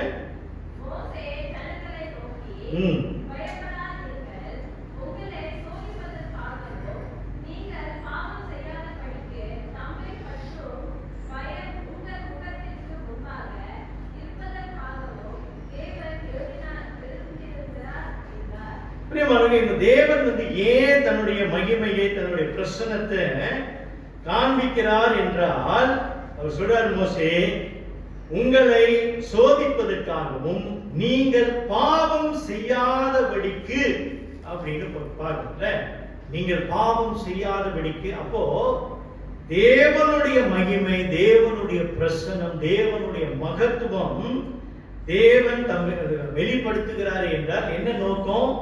நீங்கள் பாவம் செய்யாதபடிக்கு. அப்போ இன்றைக்கு தேவனுடைய மகத்துவத்தை, தேவன் யார் என்பதை நாம் வந்து தெரிந்தால் ஒழிய இந்த பயமும் நடுக்கமும் நம்முடைய வாழ்க்கையில வராது. If I know my God, then I won't offend my God. இல்ல, என்னுடைய தேவன் யார் என்பதை நான் தெரிந்திருந்தால் நான் அவரை எந்த ரீதியிலும் நான் அவரை புண்படுத்த மாட்டேன். ஒரு உதாரணம் சொல்றேன். இப்போ நம்முடைய ஜோர் சுல்தான் இப்ராஹிம் வந்து அவர் உங்களை இஸ்தானாவுக்கு வந்து கூப்பிடுறாருன்னு வச்சுங்களேன். இஸ்தானாவுக்கு வந்து கூப்பிடுறாரு, அழைப்பு வந்து கொடுக்குறாரு. யூ ஆர் த விவிஐபி, சரிங்களா? இப்போ உங்களுடைய அந்த சுல்தான் இப்ராஹிம் வெறும் சுல்தான் அப்படின்னு நீங்க அது மாத்திரம் தெரிந்து கொண்டு நீங்க அங்க போய் உட்கார்ந்து இருந்தீங்கன்னாக்கா அந்த பயமும் நடுக்கமும் வருமா? வரவே வராது. மாறாக அவர் சுல்தான் இப்ராஹிம், சுல்தான் என்றால் என்ன, அவர் எப்படிப்பட்டவரு, அவர் யாரு, அவருடைய பின்னணி என்ன, அவருடைய குணாதிசயம் என்ன, அதெல்லாம் நீங்க தெரிந்து வைத்து நீங்க அங்க போய் உட்கார்ந்து இருக்கும் போது நிச்சயமாக அது வந்து வேறுபடும். The way you see, the way you conduct yourself will be totally different. அங்கே அவ்வளவு பயமும் நடுக்கமும் உண்டாகும் என்பதை நாம வந்து பார்க்கணும். அதே போல இந்த ஜிம்முக்கு வரும். இப்போ அந்த ஜிம்மில் வந்து ஓகே ரிஜிஸ்டர் பண்ணிட்டீங்க, பேர் ரிஜிஸ்டர் பண்ணிட்டீங்க, காசு கட்டியாச்சு, முதல் நாள் ஒர்க் அவுட் போயிட்டீங்க, ரெண்டாவது ஒர்க் அவுட் நான் போயிட்டீங்க, இல்லைங்களா? இப்போ அந்த ஒர்க் அவுட் நீங்க வந்து செய்யும்போது நிச்சயமா உங்களுக்குள்ள ஒரு ஒரு ஒரு பயம் வந்து இருக்கும்ல. என்ன பயம்? இது வந்து நான் வந்து சரியா செய்யலைன்னா எனக்கு ஜிம் பாடி வராது, இதை வந்து சரியா செய்யலைன்னா நான் வந்து சிக்ஸ் பேக் வந்து எனக்கு வராது அப்படின்ற அந்த பயம் வந்து இருக்கும். அதே சமயத்துல அந்த இன்ஸ்ட்ரக்டர் வரும்போதெல்லாம் நம்மளுடைய கீழ்ப்படிதல் எப்படி இருக்கும் இல்ல? பயம், பயம், ஒரு விதமான பயம், ஏதாவது நம்மளை தவற கண்டுபிடிச்சிருவாரா என்ற அந்த பயம் நமக்கு இருப்பது போலதான் இன்னைக்கு நம்முடைய வாழ்க்கையில இந்த விசுவாசத்தை நம்ம வந்து பார்க்கிறோம். அதிக பயத்தோடும் நடுக்கத்தோடும் நாம் வந்து நம்முடைய ரட்சிப்பு நிறைவேற பிரயாசப்படுறோம். ஸோ நம்முடைய வாழ்க்கையில் முதலாவது அந்த கீழ்ப்படிதலை பார்க்கிறோம், இரண்டாவது அந்த பயம் நடுக்கம். ஸோ அதே இதை தான் நம்ம அந்த சூழ்நிலையை முன்னதாக வைக்க விரும்புகிறோம். ஸ்கூல்ல, வேலை இடத்துல, குடும்பத்துல, சர்ச்சில் உங்களுடைய பயம் நடுக்கம் எப்படி இருக்கு? சபையில தேவனுக்கு நீங்க பயப்படுகிற அந்த பயம் வந்து வீட்டில பெற்றோர்களுக்கு இருக்குதா? வேலை இடத்துல இருக்குதா? பள்ளிக்கூடத்துல இருக்கு? பிரியமானவர்களே, தேவன் என்ன எதிர்பார்க்கிறார்? நம்முடைய ரட்சிப்பு நிறைவேற கீழ்ப்படிதலும் பயமும் நடுக்கமும் காணப்பட வேண்டும். அதுதான் பவுல் சொல்றார். இறுதியாக submit to God's will and do it. நம்முடைய ரட்சிப்பு நிறைவேற நம்ம வந்து பார்க்கிறோம், கர்த்தருடைய சித்தத்துக்கு நம்மை ஒப்பு கொடுத்து தேவனுடைய சித்தம் எதுவோ அதை நம்ம வந்து செய்து முடிக்க வேண்டும். இங்க வந்து பவுல் சொல்றாரு 13ஆம் வசனம், ஏனெனில் தேவனே தம்முடைய தயவுள்ள சித்தத்தின்படி விருப்பத்தையும் செய்கையையும் உங்களில் உண்டாக்குகிறவராக இருக்கிறார். தேவன் தம்முடைய சித்தத்தை நமக்கு வெளிப்படுத்தி இருக்கிறார். அதை செய்வதற்கு தேவன் நம்மை ஆயத்தப்படுத்தி இருக்கிறார். எபேசியர் 2ஆம் அதிகாரத்துல அந்த 10ஆம் வசனத்தை கவனிங்க. அதே எபேசியர் 2:10 வாசிங்க.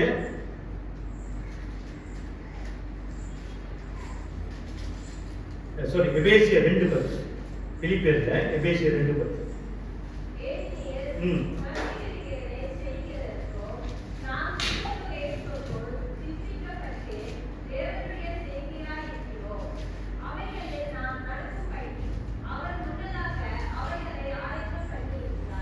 பிரியமானவர்களே, ஏனெனில் நற்கிரியைகளை செய்கிறதற்கு நாம் கிறிஸ்து இயேசுவுக்குள் சிருஷ்டிக்கப்பட்டு தேவனுடைய செய்கையா இருக்கிறோம்.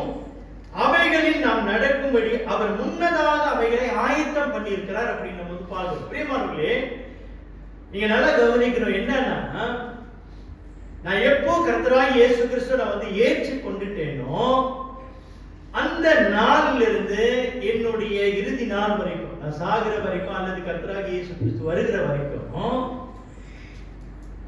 எனக்கு என்ன செய்ய விருப்பமா இருக்கிறதோ என்பது செய்வது அல்ல. நான் மீண்டும் சொல்றேன், we are not saved to do what we like. நமக்கு எது விருப்பமோ அதை செய்வதற்கு தேவன் நம்ம வந்து ரட்சிக்கல. மாறாக எப்ப நம்ம வந்து ஆண்டவர் நம்ம வந்து ரட்சித்தாரோ உதாரணத்துக்கு நான் ரட்சிக்கப்பட்ட பிறகு இன்னொரு 50 வருஷம் இருக்கணும்னு வச்சுங்களேன். 50 வருஷம் அப்ப டிக்கெட் தேவன் வந்து கியூ நம்பர் எழுதிட்டாரு, நமக்கு தெரியல. ஆனா அந்த 50 வருஷத்துல நான் என்னென்ன கிரியைகளை நடப்பிக்க வேண்டும் என்பதை தேவன் எனக்கு ஆயத்தம் பண்ணி வச்சிட்டார். அதான் வசனம் சொல்லுது. God already prepared in advance.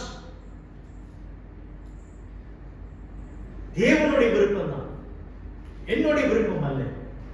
அப்ப இந்த பூலோகத்துல நான் வந்து இருக்கும்போது நான் என்ன செய்யணும் அப்படின்னாக்கா, தேவன் எனக்கு ஆயத்தம் பண்ணின அந்த கிரியைகள் என்ன என்பதை நான் அவரிடத்தில் கேட்டு அந்த சித்தத்தை நான் வந்து புரிந்து கொண்டு அதை செய்வதுதான் தேவனுடைய விருப்பமாக இருக்கிறது. அவர் எனக்கு என்ன வைத்திருக்கிறாரோ அதை நான் வந்து செய்து முடிக்கிறேன். அதுதான் இயேசு வந்து சொல்றாரு யோவான் 6ஆம் அதிகாரம் 38ஆம் வசனத்துல, என் சித்தத்தின் படியல்ல என்னை அனுப்பினவருடைய சித்தத்தின்படி செய்யவே நான் வானத்தில் இறங்கினேன், வானத்திலிருந்து இறங்கி வந்தேன் என்று இயேசு வந்து சொல்றார். என்னுடைய விருப்பம் அல்ல, என்னுடைய சித்தம் அல்ல, பிதாவினுடைய சித்தம் என்ன என்பதை தேவன் வந்து இன்றைக்கு அதை வந்து செய்து இயேசு வந்து செய்து முடித்தார் என்பதை நம்ம வந்து பார்க்கணும். கர்த்தராகிய இயேசு கிறிஸ்து 12 வயசுல தேவனுடைய ஆலயத்தில் அவர் வந்து இருக்கும்போது அவர் தன்னுடைய பெற்றோர்களுக்கு சொன்ன வார்த்தை என்ன? மரியாள் இயேசுவை நோக்கி, அந்த 12 வயசுல இயேசுவை நோக்கி, ஏன் எங்களை வந்து நீ கவலைப்படுத்தின அப்படின்னு இயேசுவை நோக்கி பார்த்து சொல்லும் போது இயேசு என்ன பதில் சொன்னாரு? என்ன பதில் சொன்னாரு? சொல்லுங்க பாப்போம். இயேசு என்ன பதில் சொன்னாரு?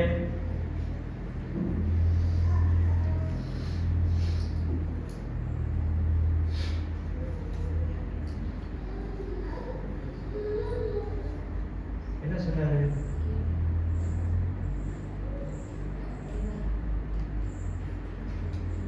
என் பிதாவிற்கு அடுத்தவைகளை நான் செய்ய வேண்டியது உங்களுக்கு தெரியாதா? I am here to do my father's business. ஆங்கிலத்தில் ரொம்ப அழகா போட்டிருக்கு, my father's business. என்னுடைய பிசினஸ் இல்ல, I am here to do my father's business. அப்ப பிரியமானவர்களே, நம்முடைய வாழ்க்கையில கர்த்தராகிய இயேசு கிறிஸ்துவை போல அந்த சிந்தை உடையவர்களாய் நாம் வந்து காணப்படுவோமானால் இன்றைக்கு நம்ம கேட்பதெல்லாம் ஒன்றே ஒன்றுதான். ஆண்டவரே, நான் என்ன செய்யணும்? Lord, what do you want me to do? இந்த கேள்வி நம்ம அநேக நேரத்தில் வந்து கேட்பது, நம்ம ஜெபத்தில் வந்து கேள்வி கேட்பது கிடையாது.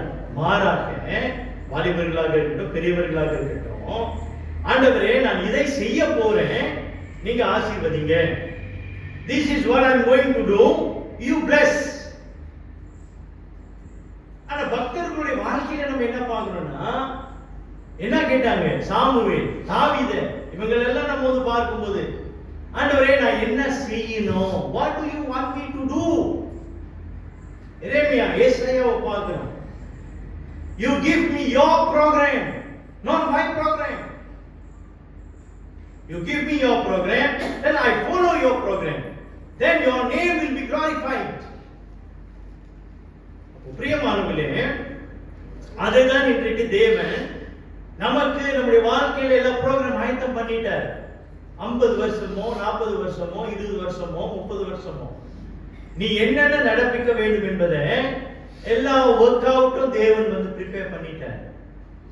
இது எப்படி நம்ம வந்து பார்க்கிறோம் அப்படின்னாக்கா, இப்ப ஜிம்முக்கு போறோம், சரியா? ஜிம்முக்கு போறோம், ஜிம்முல போயிட்டு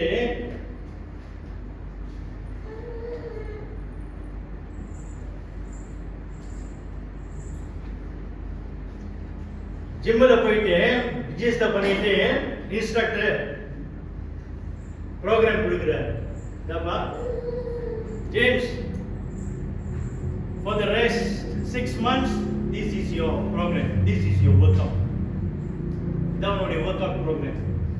Yeah, so you have to follow this program. In the program நீ வந்து ஸ்ட்ரிக்ட்டா ஃபாலோ பண்ணியானா 6 மாசத்துல உனக்கு என்ன கிடைக்கும்? என்ன கிடைக்கும்? ஜிம் பாடி கிடைக்கும். சரியா? நீங்க 6 பேக்ஸ் வரும். ஆனா பெரும்பாலான நேரத்தில் நம்ம என்ன செய்யணும் தெரியுங்களா? ஜிம்முக்கு போறோம், இன்ஸ்ட்ரக்டர் கொடுக்குறாரு, இந்த மேனுவல் கொடுக்குறாரு, நம்ம என்ன செய்யறோம்? No no no no no no.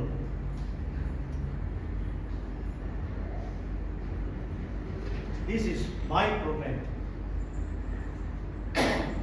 I follow my program. அவர் ஆயத்தப்படுத்தின இந்த ப்ரோக்ராம் ஃபாலோ பண்ணாம நம்ம கொண்டு போற ஒரு ப்ரோக்ராமை நம்ம வந்து ஃபாலோ பண்ணோம்னா 10 வருஷம் போனாலும் நமக்கு ஜிம் பாடி வராது. சரியா? அதை தான் இன்றைக்கு நாம் செய்து கொண்டிருக்கிறோம். ஏன் இன்றைக்கு நம்முடைய ஆவிக்குரிய ஜீவியத்துல நம்ம வந்து வளரல? ஏன் நம்ம வந்து இன்னும் ஸ்டெக்னனா இருக்கிறோம்? நம்ம ஏன் இன்னும் மந்தமா இருக்கிறோம்? நம்ம ஏன் ஆவிக்குரிய ஜீவியத்துல நம்ம வந்து முன்னேற முடியல? ஏன் ஊழியத்துல நம்ம வந்து அதிகமா செய்ய முடியல? பிகாஸ் தேவன் ஆயத்தப்படுத்தின இந்த கிரியைகளை நம்ம வந்து நோக்காம பெறாம செய்யாம இருந்து இன்னைக்கு நம்மளுடைய set of rules, set of programs இதை நம்ம வந்து ஃபாலோ பண்ணிட்டு போயிட்டு இருக்கோம். This is God's will, this is my will. பிரியமானவர்களே, பவுல் சொல்றாரு, தேவன் ஆயத்தப்படுத்தின அந்த கிரியிலே நீங்க வந்து நடத்துங்க.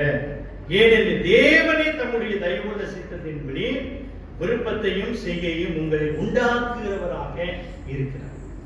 பிரயாசங்கள் எல்லாம் தேவன் தான் நமக்குள்ள உருவாக்குறாரு.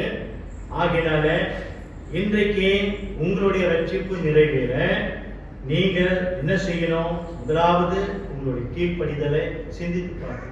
இரண்டாவது, உங்களுடைய தேவனை நீங்கள் எவ்வளவாய் அறிந்திருக்கிறீங்க, புரிஞ்சு வச்சிருக்கிறீங்க. Do you really know your God? ஒரு தேவனை உண்மையிலே நீங்கள் வந்து அறிந்து வைத்திருக்கிறீர்களா? மூன்றாவதாக, நீங்க தேவன் ஆயத்தப்படுத்தின அந்த கிரியைகளுக்கு அதை ஒப்பு கொடுத்து அதன்படி செய்ய நீங்கள் ஆயத்தமா இருக்கிறீங்களா? அல்லது இல்ல இது என்னுடைய வாழ்க்கை, நான் இப்படிதான் நடத்துவேன் என்ற அந்த ஒரு ஆணவத்தோடு ஈகோவோடு கூட நம்ம வந்து வாழ்ந்து கொண்டிருக்கிறோம். பிரியமானவர்களே, கடைசியா இந்த பகுதியை கவனிங்க.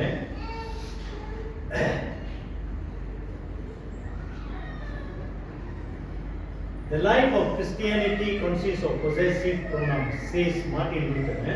சீர்திருத்தவாதி சொல்றாரு, it is one thing to say Christ is the Savior. It is quite another thing to say He is my Savior and my Lord.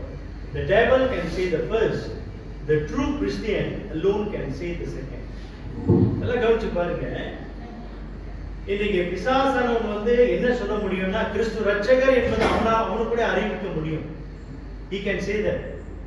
ஆனா உண்மையான கிறிஸ்தவன் மட்டும்தான் என்ன சொல்லுவான்னா, என்ன சொல்லுவான்? அவர் என் ரட்சகர் மற்றும் என் கர்த்தர் அப்படின்னு அவன் சொல்லுவான். ரட்சித்த தேவன் என்னுடைய வாழ்க்கையில எனக்கு கர்த்தராக இருக்கிறார் என்பதை ஒரு உண்மையான கிறிஸ்தவன் மட்டும்தான் சொல்ல முடியும். அப்ப இன்றைக்கு உண்மையுள்ள கிறிஸ்தவன் வந்து அவன் கர்த்தராகிய இயேசு கிறிஸ்துவுக்கு கீழ்ப்படிந்து கர்த்தருக்கு பயத்தோடும் நடுக்கத்தோடும் வாழ்ந்து, மூன்றாவதாக கர்த்தர் ஆயத்தம் பண்ணின கிரியைகளிலே அவன் நடக்கிறவனாக காணப்படும். வாலிபர்களே, உங்களுடைய வாழ்க்கையிலே தேவன் தான் வசனங்களை ஆசீர்வதிப்பார். நாம் ஜெபம் செய்வோம். ஆண்டவரே, இப்படி இறக்கங்களுக்காக நன்றி செலுத்துகிறோம். இது ஆண்டவரே, பிள்ளைகளோடு கூட இடைப்படுவீராக, பேசுவீராக, பேசி நாமத்தில் செலுத்துகிறார்கள்.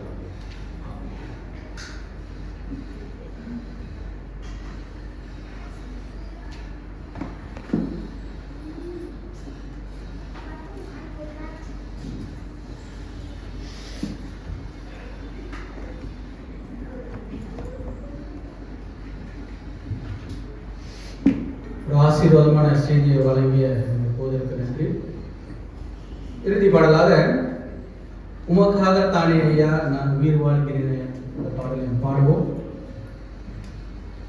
சபையார் யாரும் எழுந்து என்று இந்த பாடலை நாம் பாடுவோம்.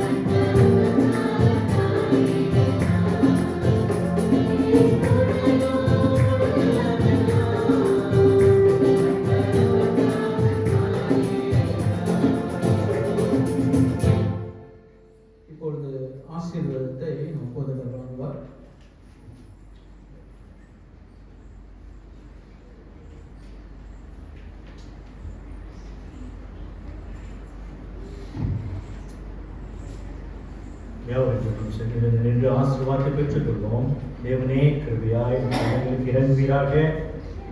தேவனே நாங்கள் எல்லாரும் பலவீனமானவர்கள், சிறுமையான எளிமையான எங்களை கர்த்தர் கிருபையாய் கண்ணோக்கி பார்த்து ஆண்டவரே உடைய வசனத்துக்கு நாங்கள் கீழ்ப்படிந்து நடக்க ஆவியானவரே எங்களோடு கூட இடைப்படுவீராக. எங்களை தாழ்த்தி உங்களுடைய கரத்தில் ஒப்புக் கொடுக்கிறோம். தேவனே உமக்கு முன்னதாக பரிசுத்தமுள்ள வாழ்க்கை வாழ நீர் ஆயத்தம் பண்ணின நற்கிரிகைகளை நாங்கள் நடக்க தேவன் தாமே எங்களுக்கு உதவி செய்கிறார். இயேசுவின் நாமத்தில் கேட்கிறோம் பிதாவே, ஆமென். ஆசீர்வாதத்தை பெற்றுக்கொள்வோம். நம்முடைய கர்த்தராகிய இயேசு கிறிஸ்துவின் கிருபையும் தேவனுடைய அன்பும் பரிசுத்த ஆவியானவருடைய அன்புடைய ஐக்கியமும் உங்கள் அனைவரோடும் கூட இன்றும் இனி என்றும் இருப்பதாக. ஆமென்.